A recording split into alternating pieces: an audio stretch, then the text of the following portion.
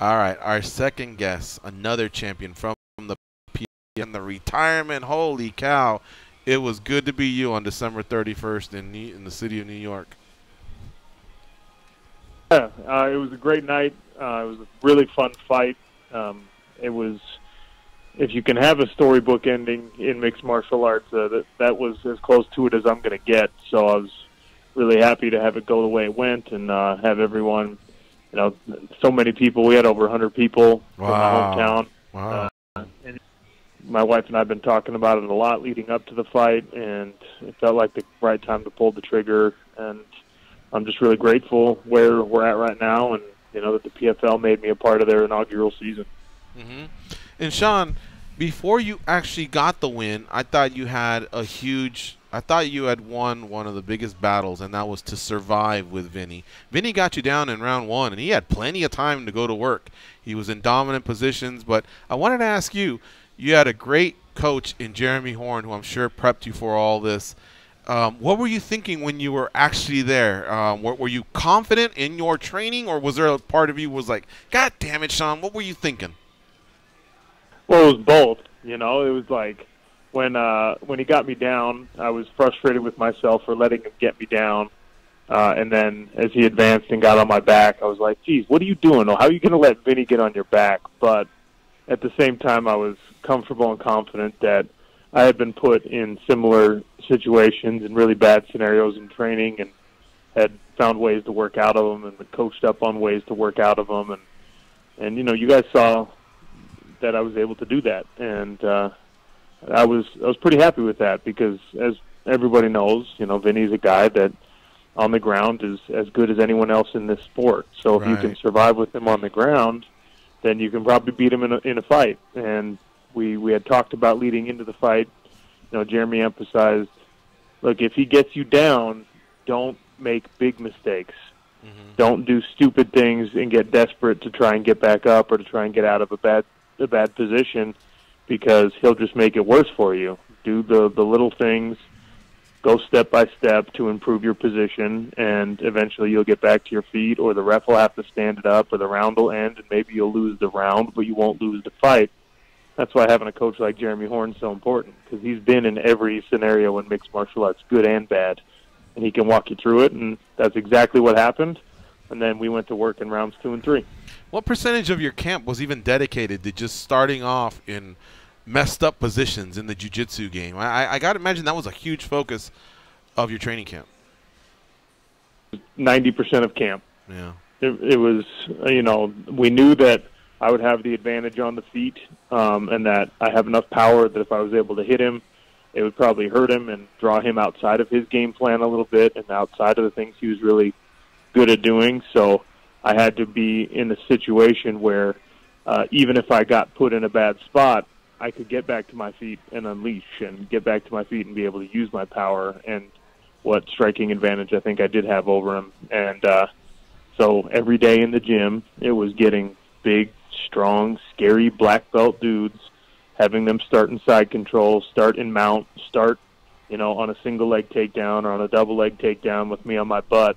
And that's where we started the round. Right. And then it was a fresh guy every time, a fresh guy every minute, a fresh guy every takedown, a fresh guy every whatever scenario Jeremy wanted to put me in, so that not only was I working against guys who were technically superior to me in jiu-jitsu, but they were also fresher than me. And when you get through that in training camp, you can handle it in a fight. I love hearing this stuff, Sean. As you know, we go 5 days a week, 2 hours a day. We talk to a lot of people, and a lot of people, I often hear them say, hey, I worry more about me, what I'm going to do to them. And I'm like, damn. I go, I would still dedicate a huge percentage of my camp if I had the skills and the balls to ever be a fighter on focusing on what they did and making sure I can stop that, because I think there's a lot to be said. For one, you walk in more confident. And two, I also think that, like, at the end of round 1, I don't know what you felt, I don't know what Vinny felt, but I'm sure there had to be a little bit of a sway of momentum, you know what I mean, to be able to say, hey, I just took your best shot. So I'm glad to hear this is so compelling, hearing, so interesting hearing all this stuff you're talking about this camp and how it went down. It sounds like you and Jeremy really, really came up with something masterful. Well, yeah, and you know, I think that Jeremy was mic'd up, and I'm sure PFL is going to edit that and cut it and hopefully give us a little retrospective of exactly just how dialed in on the game plan and really how the fight was going Jeremy is and Jeremy was. After the first round, he's like, look, he's tired now, and if you stuff a couple of shots or you stuff his first shot, it's going to start going really bad for him, and that's exactly what happened. He got more and more frustrated. He got more and more tired. I was able to land more and more in those exchanges. Jeremy actually called in the third round when we were walking out for the third round. He said, this is it. This is the round that he's going to go down. And huge credit to Vinny because I hit him very hard several times in round 3, and he made it back to the stool. He just didn't make it out for round 4. You know, in regards to chin talk, credit to both of you. He also, I remember, wobbled you one time. He surprised me. He was cracking pretty good. There was times where on the feet, he had some really, really impressive stand-up. And, of course, you just were nailing him with those hooks. I'm telling you, man, I know you can't rewind time and go sit in the stands, but if you did, you'd walk out of there going, fuck, that O'Connell-Magalhaes fight was awesome, because that's what I felt. But anyway, I'm hogging up the stage here. Goes, what do you have for Sean O'Connell? Sean, going in, Vinny was arguably the MVP of the entire season. I mean, he was getting out of the first round. No scratches on him. That being said, you took $1 million away from him. What do you say to a person after you do that? Did you guys have a chance to talk, and what were your words to him? I said, thanks for a great fight. Thanks for playing along and having fun with the goofy weigh-in stuff. I'm impressed with what Vinny has done with his own career. He and I were in similar situations as far as being mixed martial artists who had been on the big stage of the UFC, not having the success that we wanted, having to find like kind of a backdoor, an alternate route to the big stage and to the high-profile success that PFL set us up for.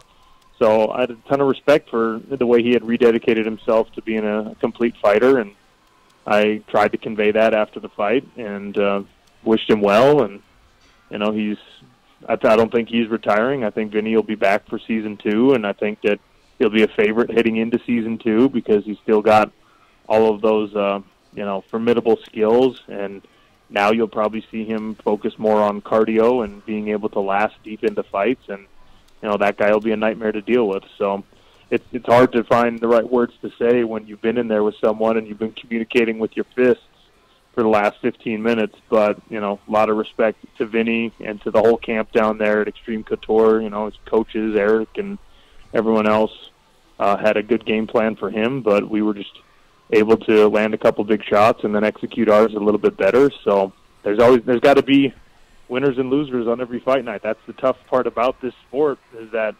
14 people showed up at the PFL finals. 6 fights were championships, so 12 guys were fighting for a championship, and only 6 get to go home with that $1 million.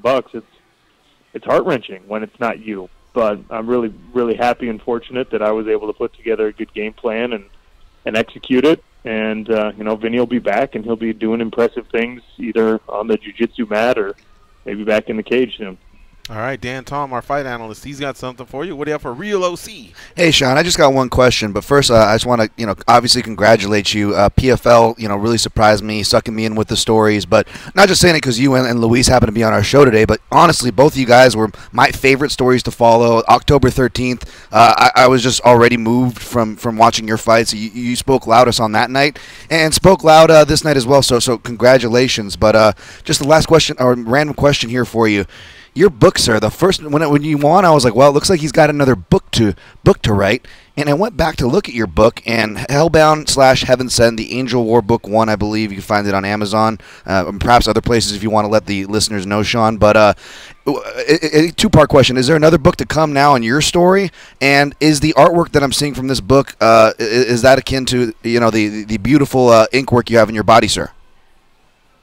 So the cover art on that is actually the tattoo that's on my left side, and then the next book coming out will be the sequel to that book. It's people think when I try and push, hey, go read my book, they think it's like my life story or something like that. Right, it's not. Right. It's a novel. It's a completely made up science fiction story that came out of my head, and the next one will be the same thing. And I don't think I'm interesting enough to write a book about myself, so we'll just keep it to these fun made-up stories, and hopefully people out there are nerds like me and want to read them. But, yeah, man, I love writing. It's a huge passion of mine. Now, hopefully I'll have a little bit more time to do it and can find some balance, maybe going back to only training once a day. But, yeah, I hope people check it out, and I hope if they like it, they give me feedback. And even if they don't like it, I hope they give me feedback. Amazon is the best place to find it. All right. Sean, I got to ask you one last thing here. There was a point in time where you were taking control of the fight even when he was on the ground and he was exhausted. But like you said, Vinny's a gorilla on the ground. You don't want to mess with him. But you were dabbling. You were in there and you were dabbling, and he almost got you. How pissed was Jeremy at that? Jeremy was pretty upset at that. It wasn't as almost as people think it was. Like the people were like, "Oh, he almost got you with that arm bar," and I was like, "No, he didn't almost get me. I was already, by the time he locked onto my arm, I was already working my elbow back south of his cup, and there was no way that he was going to finish that. But I understand why people felt the way that they did, because he's one of those guys that you give him an inch on the ground and he's going to take a mile. So Jeremy let me know how displeased he was with that, and he was right. I mean, in a situation with $1 million and a belt on the line, you should not play with fire. You don't go swimming with a shark, especially when you can just have him stand back up, and then he's the one at the disadvantage, especially with how much damage he had already taken. So the point was taken well in the corner, but he did not get up off the stool after that. So I didn't have to worry about putting on a better fourth round. So what do you do now for the next few days? Just wake up and go to your banking app and see when the wire comes in? How's that work?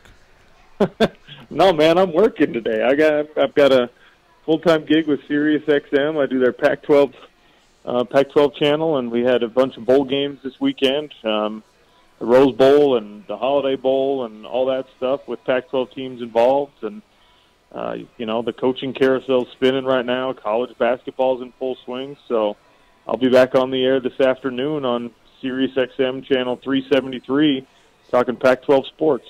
Right on. Well, hey, it was a great season and a great career, and it was capped off perfectly. And also, congratulations to you and your wife. You have another baby coming, so that was just great to see all these stories unfold on the 31st. And, again, that was an awesome fight, Sean, so congratulations. Thank you, and thanks for having me. Thanks for your support throughout the season, and I'm sure I'll see you guys around. All right, Sean. Take care.